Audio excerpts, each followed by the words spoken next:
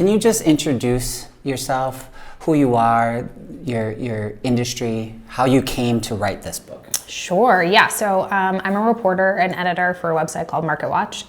We write about personal finance, investing. We, as the name implies, watch the markets. And I got hired there about 10 years ago to start writing about student loans. So through that, I was kind of every day or multiple times a week writing stories about the politics around student loans, about people's experiences, about challenges with regulation, sort of also giving tips for people trying to manage their loans. And in that process, I realized that I didn't have the chance to, sort of like pull back and tell the story of like how we got here, provide people with a really in-depth look at who was affected. And so that's how I kind of came to doing this book, Sunk Cost. So the publisher, University of Chicago Press, very reputable publisher. Is this your first book? Or? This is, yes. Okay. Yeah. So tell us a little bit, people that watch this YouTube channel, they may have an interest in writing with a prestigious press like that. How did you come to get the book contract? Yeah, so it's a process that is a bit unique, so maybe a little hard to follow, but in 2019, from 2019 to 2020, I did a business journalism fellowship at Columbia. And as part of that, I took this course it's a book writing seminar with a professor who, his name is Sam Friedman. He retired this past year, but he, for around 30 years, has been teaching a course helping students, mostly journalists, prepare nonfiction book proposals. And at the end of that, he's very helpful in trying to kind of, help his students like wade through the process. So, through him, I was able to connect with an agent, and then, the proposal kind of went on the market, and, we sent it out, we got rejections, we got bids, and one of them was from the University of Chicago, and we decided to go on this professor's advice to go with that. Okay, great. So a lot of people who watch this YouTube channel, they're graduate students, they're academics. So are you saying that it's like to have a literary agent and kind of do that, or? I think it depends. Journalists, mostly when they write books, that's how they do it. They have an agent, and that process can be challenging because you first have to have an agent become interested in the proposal before they'll even shop it out to publishers. So that has its cons. Its pros obviously are that they kind of negotiate for you. My agent gave me a lot of feedback on the proposal itself before we sent it out, so he was really helpful in shaping it, which I think really helped drive interest. I know I'm not as familiar with academic sort of career paths. I know a lot of academics will, not use an agent. And I think that if you know if you kind of have a familiarity with academic presses and know sort of how to do that, I think, if you can do it without, that's also a great option. It was just, coming from journalism, that's kind of the way that we usually approach book writing. And it's like, I'm so used to interviewing academics. I'm like, oh yeah, Market Watch, journalism. One follow-up question about that. So can you walk me through the timeline? So you did that fellowship. Once you finished the fellowship, did that start a time to shop it and get it? So from beginning to like contract, how long a time are we talking? Yeah, so I incubated the proposal in that class. So that was like the first half of 2020. So I came out of the class with the proposal, and then I shopped it to a few agents, and then when my agent decided to sign on, he had some suggestions for revision. So I revised it some. I also did, in the class, I had written the proposal and one sample chapter, but my agent was like, let's do another. So I wrote another sample chapter. And then I don't exactly remember when we sent it out. We did it a couple rounds, so it didn't get picked up right away. And then I signed the contract in July of 2021, so it was like about a year later. And that's kind of when I started like the serious work on it, working on the manuscript. And when you work, you guys will be more familiar with this as academics, but for other reporters who normally work with like a trade publication or a trade press, peer review like isn't part of the process, but with an academic press, even if this is on the trade line of University of Chicago presses, but even then it does go through a review. So I submitted the manuscript. I think the manuscript probably took me maybe like a year and a half. I submitted the manuscript. It went out for peer review. Two people, read it really in depth. And then we actually ended up sending it out to one more person. So a third person read it really in depth, and then I responded to their suggestions, some of which were really, really helpful. It's kind of like getting advanced critique, before you launch it. So that was really nice. And then I think we basically wrapped up that process in August of 2024. Or we sort of wrapped the whole book. We like closed the manuscript, I think, in August of 2024. And before that, there was like copy editing, fact check. I hired a fact checker, which, I think is probably less common for academics, but journalists, like, it's not our, yeah. So I hired a fact checker. She did her work. And then, in August 2024, they closed the manuscript, and then it came out in April of 2025. So I guess that was, just kind of like sending it to the printers and all that. So we're going to talk about the book, but can you tell me a little bit about your background? How did you come to journalism? How did you come to this topic on student debt? Do you write on other topics? Yeah, so I knew for a long time that I wanted to be a journalist, probably like since high school at least. But I got, sort of like the bulk of my early experience at my college newspaper. I went to University of Michigan, so the Michigan Daily, and that was a really good place to learn. It's now I don't think it's daily print, but it's all the time because they have a website. But at the time it was like, printing 5 days a week. I was an editor there, so like I got, really in the habit of of producing, getting stuff out, editing, learning how to put a paper together, all of that. And through that time I did a bunch of internships. And at the end of my time in college, I sort of ended up, I don't want to say like accidentally, but kind of accidentally, doing internships in business journalism. And so that kind of fed me into covering business, which it's a topic that I've really liked. It has obviously like a lot of relevance. I always kind of think that anything can be a money story. So that was really great. And then a few years out of college, I wound up at MarketWatch, and they were actually hiring somebody to cover student loans. And that was in 2015. Okay. So the editor of MarketWatch at the time, I think sort of had like, I don't know, he had a lot of foresight to see that this was really gonna blow up. Like when I was hired, there were one or two other reporters covering it at kind of the national level, but now that's really exploded. There's especially, in the past couple of years when there's been all these changes to the program, there's been a lot more coverage. And now I do a lot more editing and work with our website kind of more broadly. So I'm writing a little bit less, but when I do write, it is usually about student loans, sometimes higher education more broadly also. Well, Ann Arbor is a beautiful campus. Yes. I've been on it.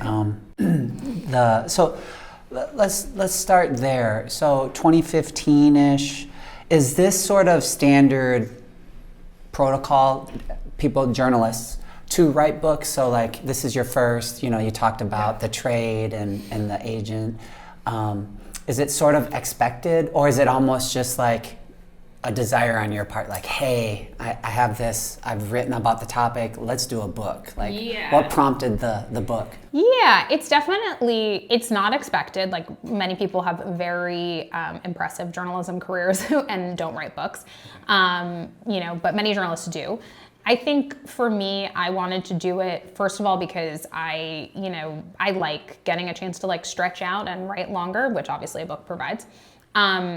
But in addition to that, I sort of felt like in doing my daily journalism, I didn't have a chance to, I was learning so much about student loans, about what caused the problem, about how people were experiencing it and things like that. But you couldn't really like inject that knowledge or perspective into daily stories. And so I thought, okay, like I want an opportunity to kind of make a broader point about this and to, tell this, to really introduce people to borrowers experiencing it. And so that's what made me want to do the book. So walk me through your writing process as a journalist.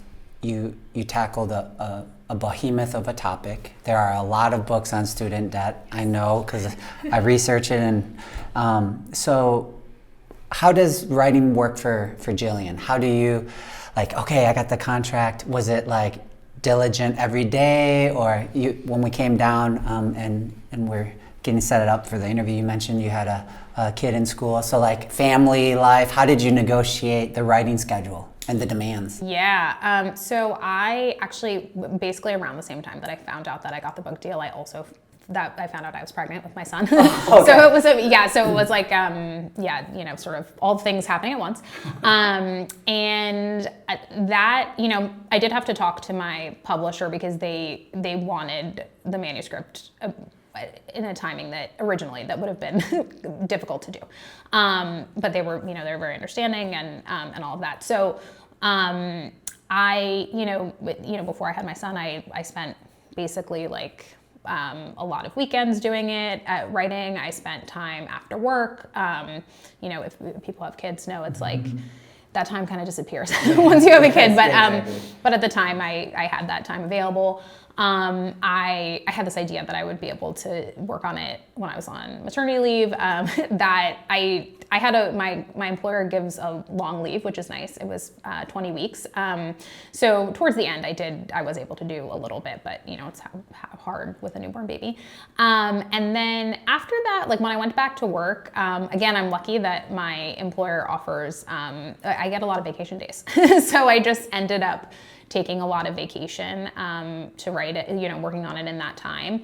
And then also sometimes nights and weekends, but I was able to drive a lot of it during vacation time. I didn't do it because I had just taken the maternity leave, but a lot of, news outlets offer reporters book leave. So like you can take a little bit of time to focus on the book, a few months usually. I was just kind of writing when I could, basically.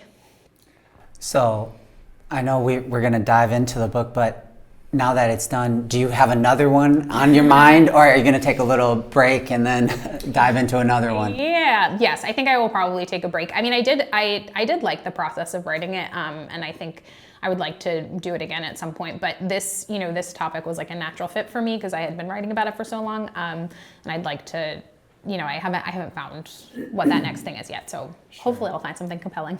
Absolutely. Well, so let's dive in. So Sunk, who's to blame for the nation's broken student loan system and how to fix it? So basically, tell me, what's the book, what is it aiming to do? And anything you want to share, if we were to make this a book trailer, like what is the short little, I'm a movie guy, so yeah. I love they can make the movie trailer look so exciting, right? Yeah. So like what would your book trailer look like to be like, hey, I'm gonna go buy this book? Sure, yeah. So I would say a couple things. First of all, I think it basically explores the history and politics behind student debt and kind of tells a story of how we got to where we are today. And the tools that I rely on to do that are most importantly borrowers. So there's like a heavy focus on borrowers' experiences and their stories. Archival research. So, I did a lot of sort of historical research. And then interviews with policymakers and with people who have, kind of been involved in this stuff for a long, long time. So I think in that sense, it provides some unique insight. I think also, the goal that I had when writing the book was to kind of give people a sense of like, who experiences student loans, for whom is it the most, are they the most onerous, and why? So if you're curious about answers to those questions, I think it helps answer that question. And then finally, I think part of the goal was for borrowers to give them a sense of where their personal experience, struggle, all of that fits in with this broader history, with active decisions that were made by policymakers, not just, it kind of didn't just happen. So, that's kind of what you'll find in the book. So it's a topic that's really relevant now. These repayment plans. What are some misnomers or myths or things that the general public may not know or it might be fake news or not that term, but it's false. Like, is this problem something that's going to impact the economy? Is it like, are they dangerous? Yeah, I don't know. I don't know if they're exactly dangerous, but I think, the goal of the student loan program when it was created, it's actually November will be the 60th anniversary of the Higher Education Act, so 60 years of student loans basically. The goal of the program was to open up access to higher education, with the idea being that if more Americans go to college, then that's going to benefit the country because they will pay more in taxes, contribute to their community, all of that.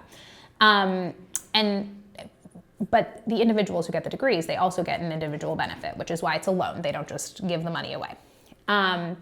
We've really sort of like walked away from that compact. Now borrowers are taking on a much more of the individual risk. And so, I think people, they may not realize that it wasn't always like this risky to go to college. I wouldn't say that the loans are necessarily dangerous, but they just, they do come with risks and things that people need to keep in mind. And in some ways, even though the goal was to broaden access to higher education or broaden access to opportunity, they have, you can see examples of ways that they've kind of like exacerbated inequalities. And so, that's something that I think people may struggle to understand. So you interviewed borrowers. Were there any stories when you interviewed borrowers that were just heart-wrenching, or that, wow, I could never imagine a situation like this? Or conversely, wonderful experiences that, because of, to your point, this student loan that they took out gave them an opportunity to access higher education, which then led to maybe a large return on that investment, or I don't know, just shaped their overall education. Yeah, well, so there was a mix of both. I think it was more, the book is more focused on sort of the challenging stories, but one example that I talk about in a chapter that kind of goes through how we got to a point where there are really harsh consequences for defaulting on a student loan. Like, you can have your Social Security check taken, you can have tax refunds seized, things like that. So the borrower who I featured in that story, her name's Patricia Gary. She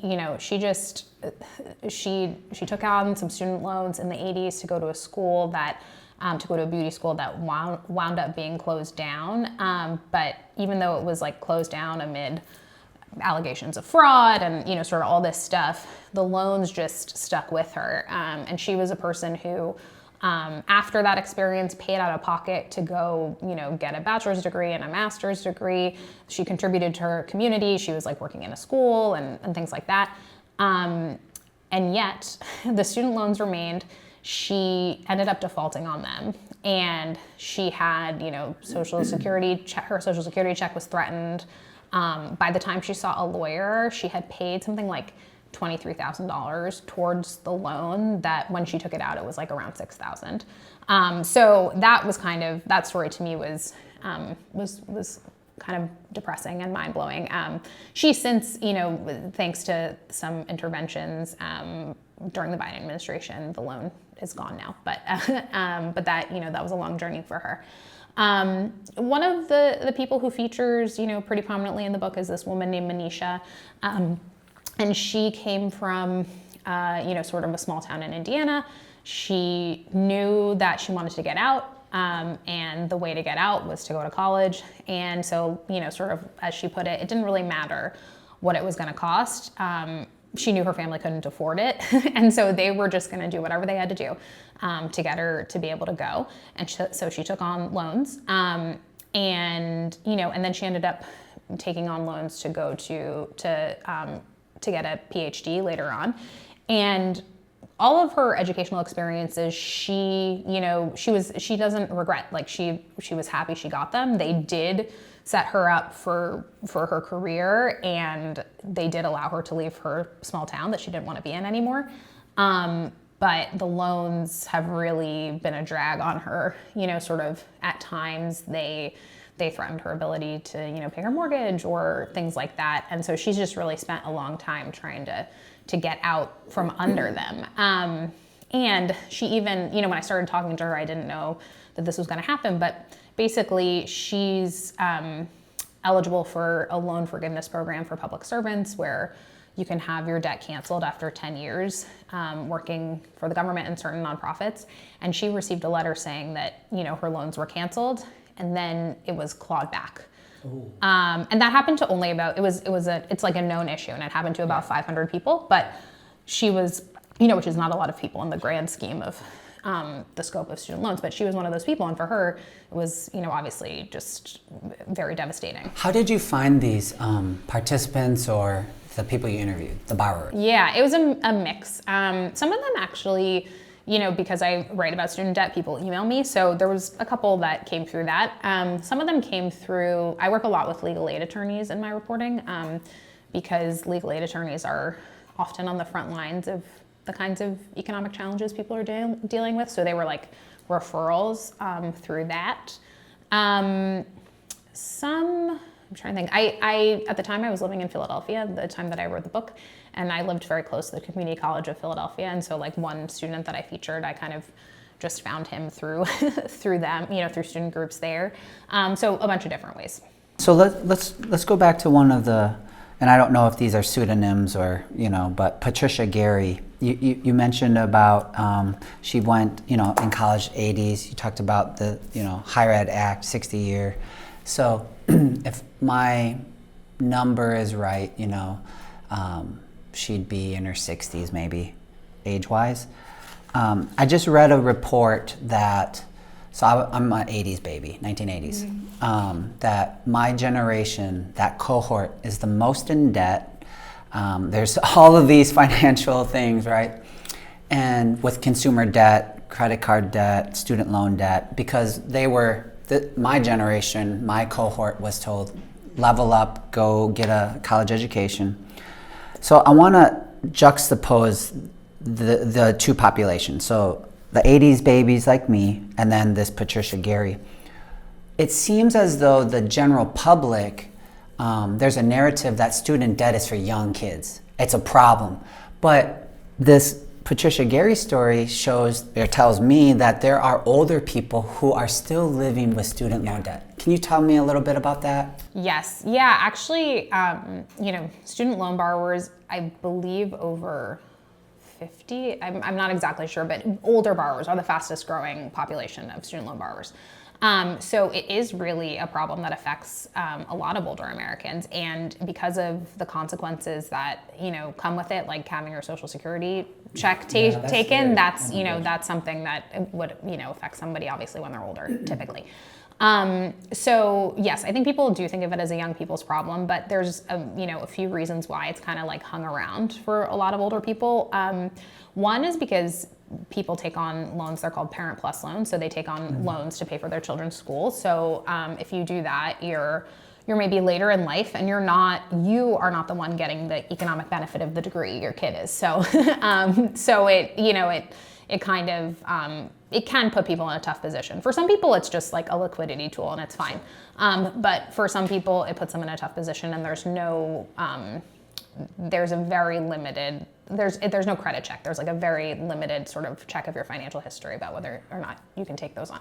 So that's one aspect. Another is, people just going back to school like later in life. And so again, they just don't have as much time to, kind of like pay it off. And then the last category, or kind of the last reason that the debt is really hanging around for a lot of people is sort of dysfunction in the student loan program. So there are these payment plans called income-driven repayment that the idea is you make payments based on a certain percentage of your income, and then at the end of 20 or 25 years, the debt is supposed to be canceled, whatever's left. And a few years ago, I don't know, I want to say like a little before the pandemic or during the pandemic, it was revealed that there were at least 2 million borrowers who had been paying for 20 years or more, which means they should have been eligible for this program, but it was failing. And so the Biden administration kind of took some steps to make it easier. And a lot of people did have their debt wiped away through that. Then, there's been just a lot of movement in the program since then. And so that kind of stalled. But the Trump administration recently said that they're going to continue to process forgiveness under these programs called income-driven repayment. So, there's some movement there. But the point is that there's kind of this group of people who, because of paperwork issues, logistical issues on the part of student loan servicers, things like that, they should have had the debt canceled. They've been paying it for at least 20 or 25 years, but it's still hanging around. So it makes me wonder, Jillian, you give us a nice context, what you're saying in terms of contextualizing the student loan program, 60 years and whatnot. It makes me think that the politicians that are in power now, as you mentioned, a 20-year repayment plan, they will be out of office by the time, right? So think of, you said you have a young child. When your child is in college, I don't know, 19 years from now, 18 years, right, and then starts let's say their student debt journey and say they on IDR. I mean, I don't even know what year that is. We're 2025, 18 years out, and then 20. Can you help me and viewers understand, you've touched on some of the reasons why we're in this mess, but is it a mess we can get out of?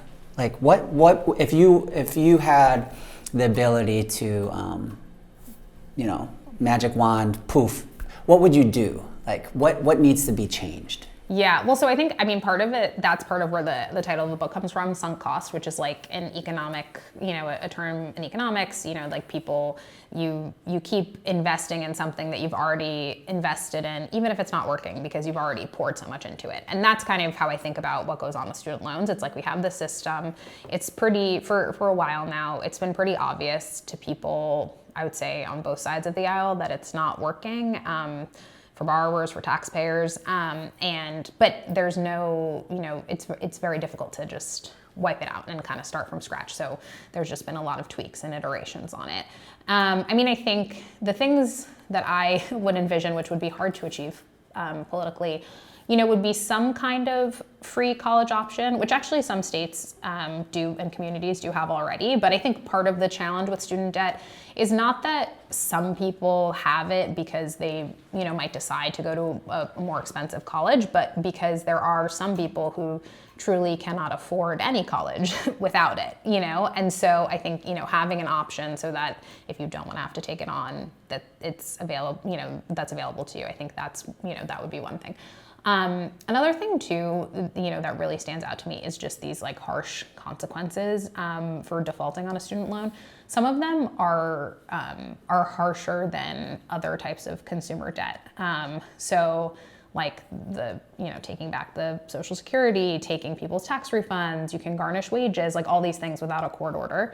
Oh, really? Yeah, and so in that really puts people in a bind and can be really devastating financially for them. So I think, kind of. And is it different than credit card debt? So can you go bankrupt if you can't? Well, so bankruptcy, there is a myth that it's impossible to discharge your student debt in bankruptcy. It's not impossible, but it's difficult. Okay. The standards are high, but people do successfully do it, but it can be difficult. Why do you think that?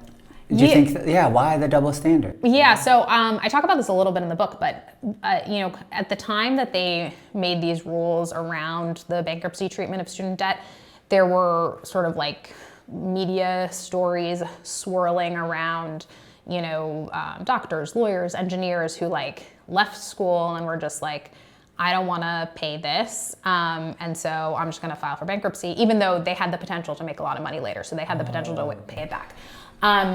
Do you know if it was more rhetoric, or was it? Do you think there was some truth to it, or? So in the book I explore it a little bit, and one thing that you notice is that at least one major story about this topic, a big source in that story is it was the president at the time, or CEO, head of a student loan organization. So there was like definitely this, there were entities that stood to benefit from not being able to have a discharge in bankruptcy who were like fueling this narrative. And at the time, one congressman pointed out that like, in one state that they were really focused on, it was like 13 people or something had filed for bankruptcy. Sure. So to discharge their student loans. So yeah, the policy really, I think, did come out of a kind of false or inflated, at least, narrative around what borrowers were doing. So, yeah, so interesting.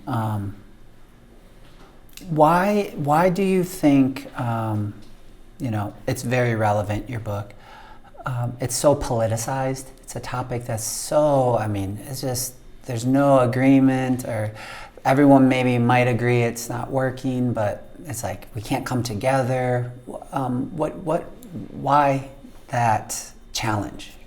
Yeah, I think it's hard to say, but I think, there's a lot of reasons. I think in some ways, right, higher education has become very politicized. And so I think anything that is kind of associated with that, you get into, it's like, who has, I would say that's also kind of a misnomer about student loans. People sort of think you only use them to go to like 4-year residential colleges, but people use them to do all sorts of types of education. But, people who are opponents of student debt relief, like to them, it's like, if you're college educated, you're doing well, and so why should we, give you a benefit, which, I understand.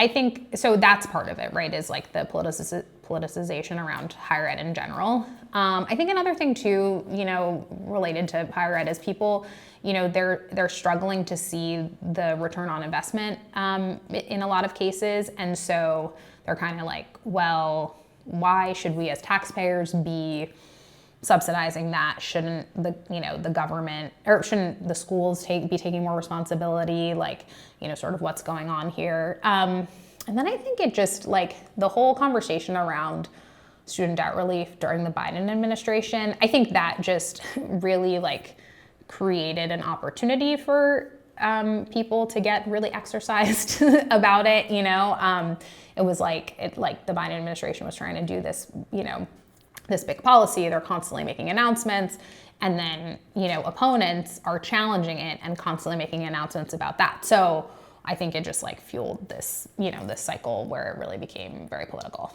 I read a study, maybe in 2014, but the researchers used quantitative data, and they tested the idea that the rising cost is what's fueling it. And I don't know the exact finding, but it was essentially that it was challenging to even say it's right causal or correlated, right? Because just the timeline. It makes me wonder, from your standpoint, based on all of the writing and the time with borrowers that you've interviewed, we have like Pell grants and grants you don't have to pay for lower income, right, families. Is student debt comprised then more of the folks that don't qualify for that need based on their income, like the FAFSA or SAI, that the metrics might say, oh, your family can afford to pay for college, and maybe they can't, so they have to take out loans?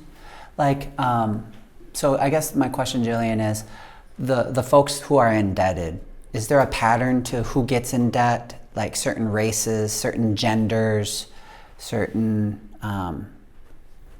strata of SES? Yeah, so right, okay, so when it comes to, socioeconomic status, it's like, basically, rich people generally don't have student debt, but other than that, it kind of cuts across everyone. Like at one point, I think about 70% of bachelor's degree recipients had some student debt, so that's a lot of people. Or that's a large share.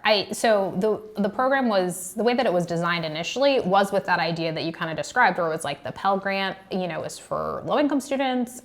We don't ask them to take on debt. They pay for college this way, with a Pell Grant and maybe a job or something like that. For middle income students, we use student loans to provide, and their families, we use student loans to provide liquidity. So like maybe their family cannot, whatever the tuition was at the time, pay that out of pocket, but here's a tool they can use to manage it. But what's happened, in the years since is that poor students do have student loans because the Pell Grant has lost so much of its value. Obviously, middle-income students still have student loans.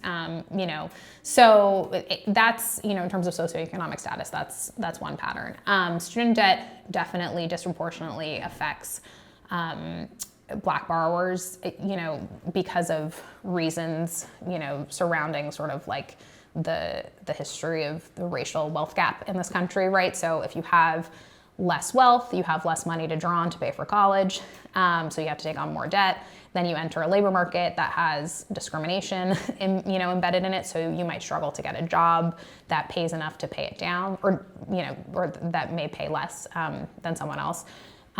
Women also struggle disproportionately with student debt, kind of because of that same, sort of like labor market discrimination issue, and because more women are in higher ed now. And I just read, and I don't know, you can confirm or disconfirm it. I just read somewhere that the gap has widened slightly, more. It's gotten wider. The gender pay gap, that women are making less on the dollar relative to men. Yeah, I think I saw that too. Yeah, right. So that makes the problem worse, Crazy. Yeah, and then I think you have this sort of issue going on right now, which has been talked about some, but where colleges are, some schools use this, tools like that they call like financial aid leveraging, or I'm trying to think of a less like wonky way to say that, but basically instead of using the bulk of your financial aid dollars to help low income students afford college, you use at least some of them to lure students who can pay to your school. And so like one result of that is that poor and middle income students, have to take on more debt. Yeah. One phenomenon, I'm not sure if you touched upon it, but I've noticed that enrollment management companies are doing what you're saying, but an added layer is I've seen, you mentioned 60 years of student loans. I'm not sure how long these programs are, but they're insurances. Mm-hmm. You can take out tuition insurance, so if you withdraw from a college for a semester, that right, you pay whatever the premium is, but your $40,000 in tuition to Harvard or whatever it is, you get it back if you withdraw for mental health reasons or you're sick or something. So it's almost like safeguarding, to your point, these upper, like who can afford that, right? So it's really very challenging.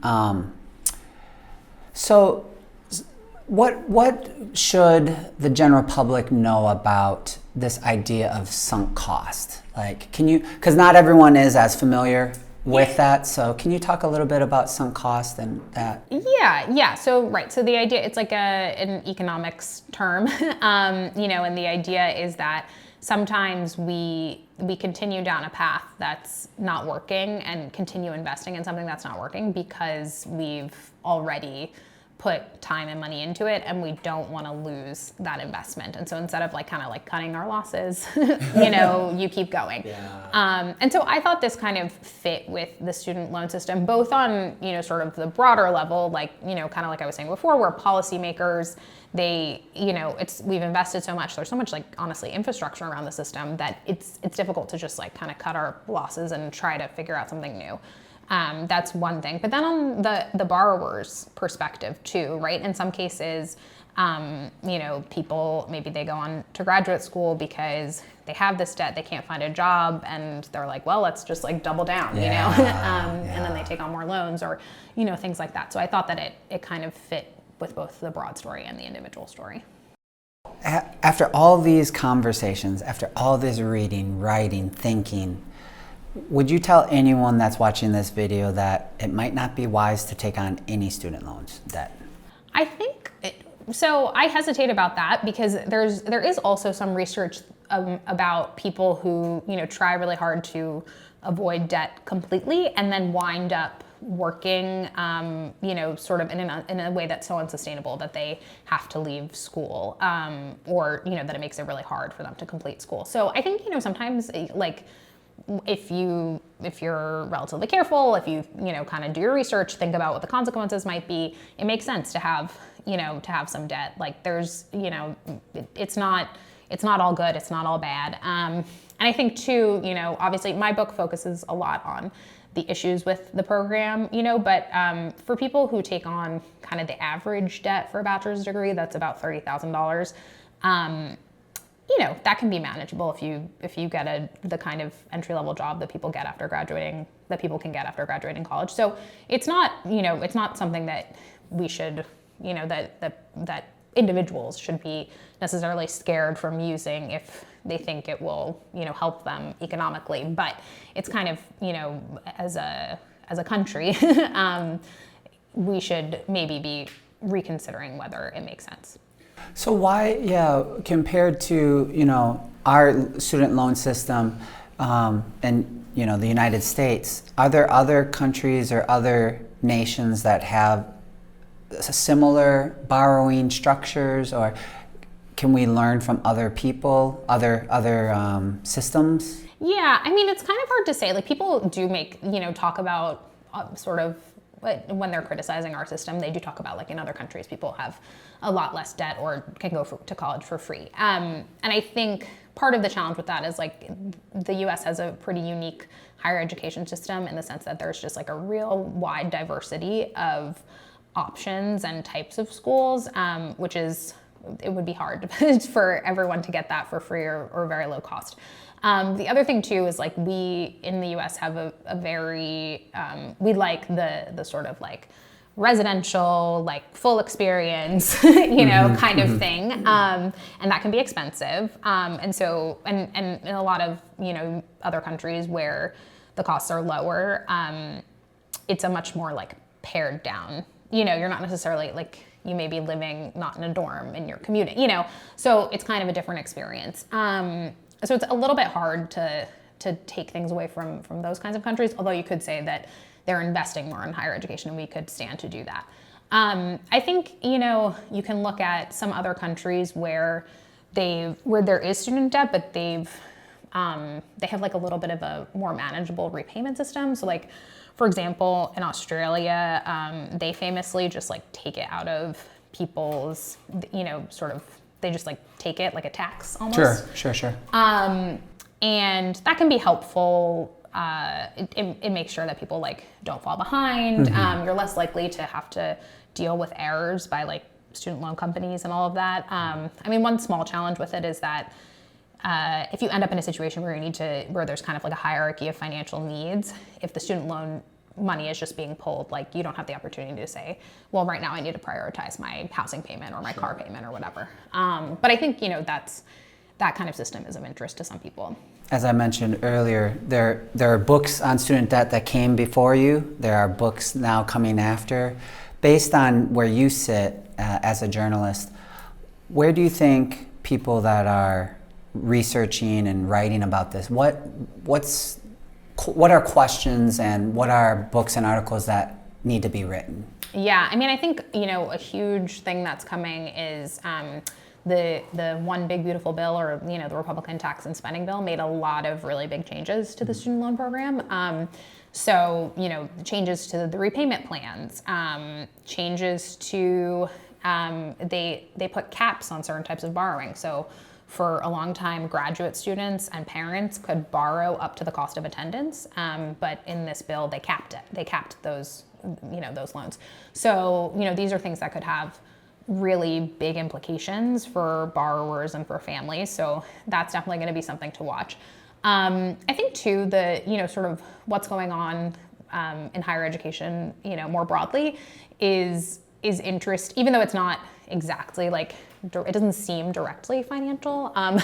It's definitely something to watch. One thing that I explore in the book is Ronald Reagan's time as governor of California and sort of how his rhetoric around college students and, who attends colleges and kind of sort of denigrating, some of those students, really allowed for an environment for them to like start charging tuition, where before they didn't. So, kind of these like more like culture war or political attacks on higher ed, can end up having, a financial consequence too. And not just, obviously we've seen the research funding, not just that, but like sort of for borrowers and for students themselves. So I think that's going to be important to watch. And I think too, like the fact that people do have some skepticism about whether a college degree is delivering financially, has allowed space for these challenges to higher education to like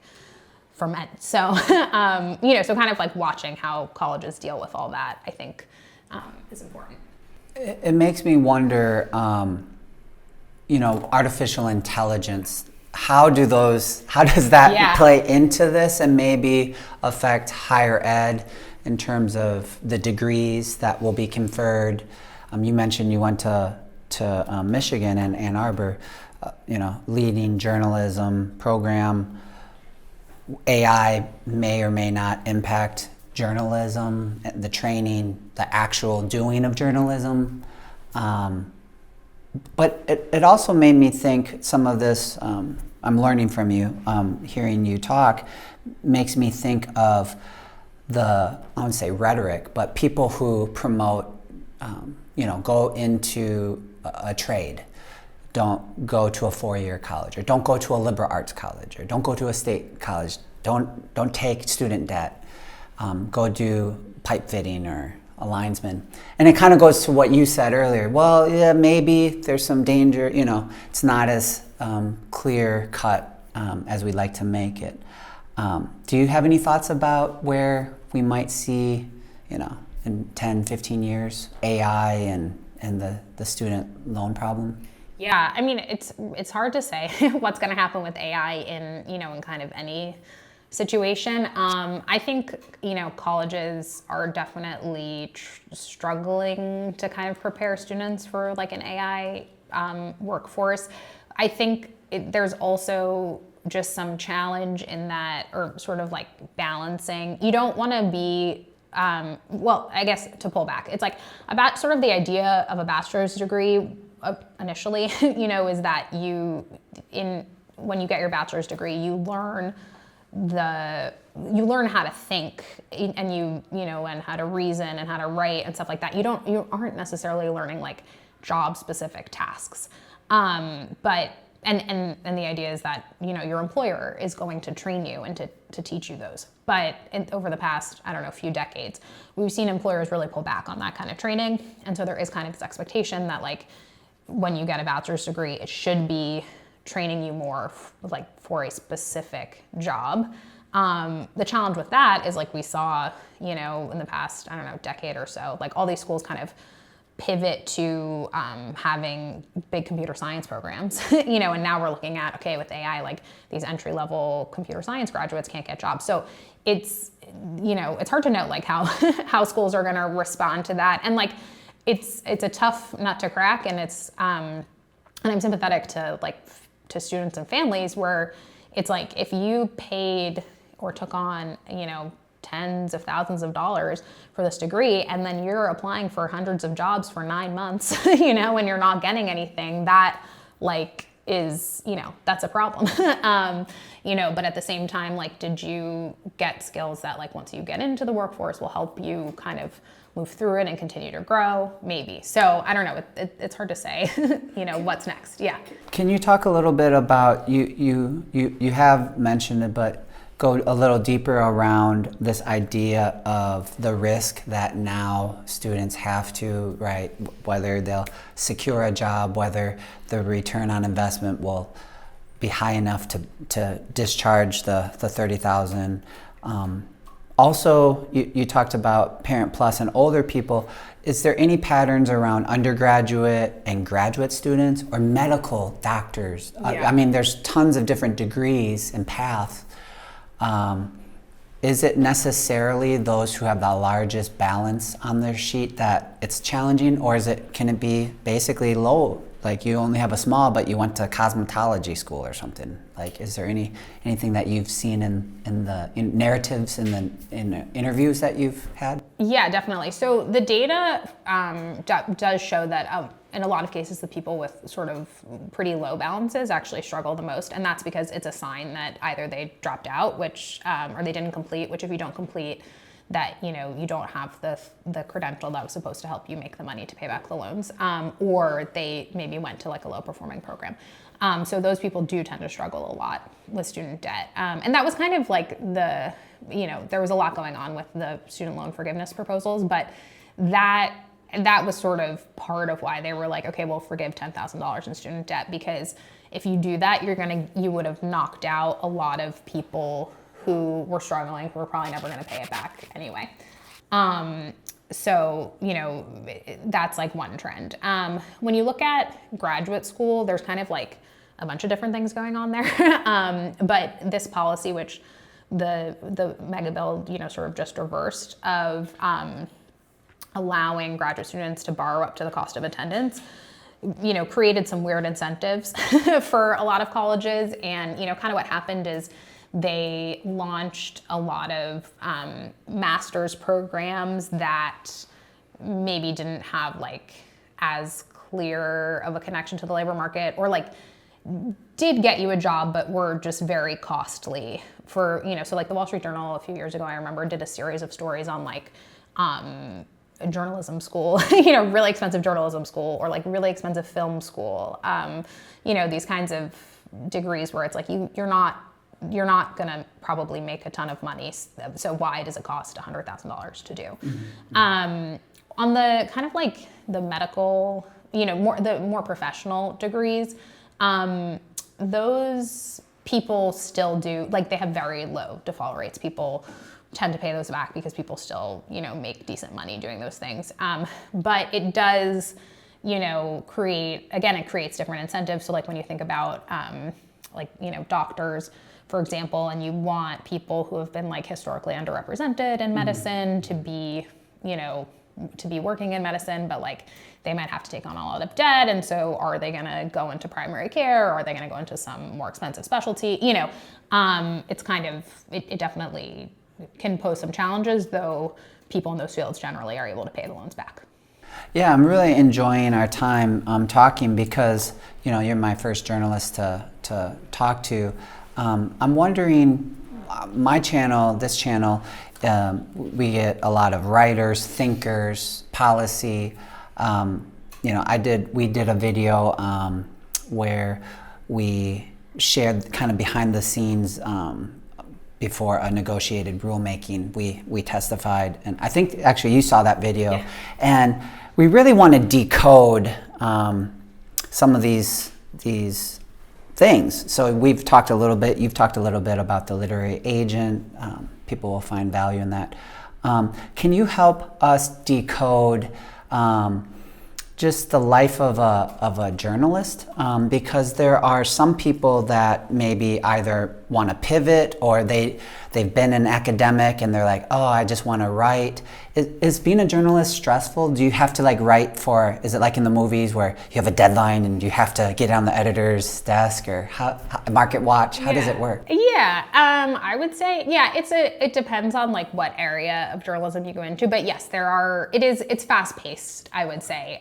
So yeah, like, and now, in the movies, although I'm sure there's been a movie made recently, like that's more about digital journalism, but in the movies, it's like you have to get it on the desk before it gets, in time to get in the paper. But now it's like, you just have to get it out as soon as possible, So, it's fast paced. We're like always monitoring, what's going on and whether we need to write about it or respond in some way. But, I like journalism because it gives you an opportunity to like, to really read and write and think. And to talk to interesting people and to experts. So, like a fun part of the job for me is when I call up an academic, and they get to talk to me about something that they know a lot about and I know not that much, so that can be really fun, and just it helps expand my mind. So, yeah.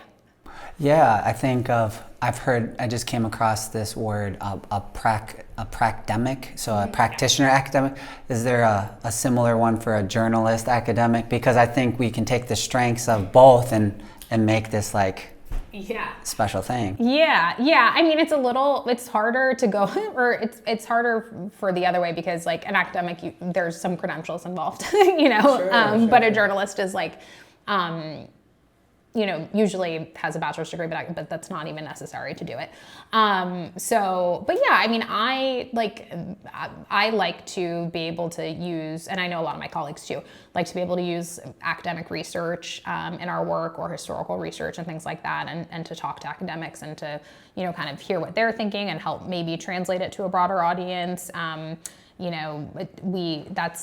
something we really like to do. And I do find myself working a lot with, would you call them, sort of academics? Yeah, like academics who, who like to have their research out there and like speak publicly about it. And sometimes I also talk to academics who aren't as comfortable with doing that. And it's both, it's very fun both ways. So I appreciate my academic sources.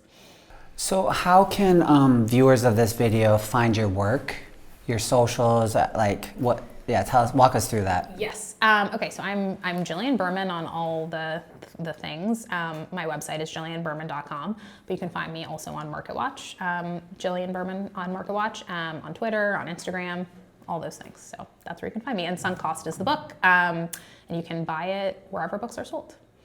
That's awesome. Well, I want to thank you very much. Thank you. This is a pleasure.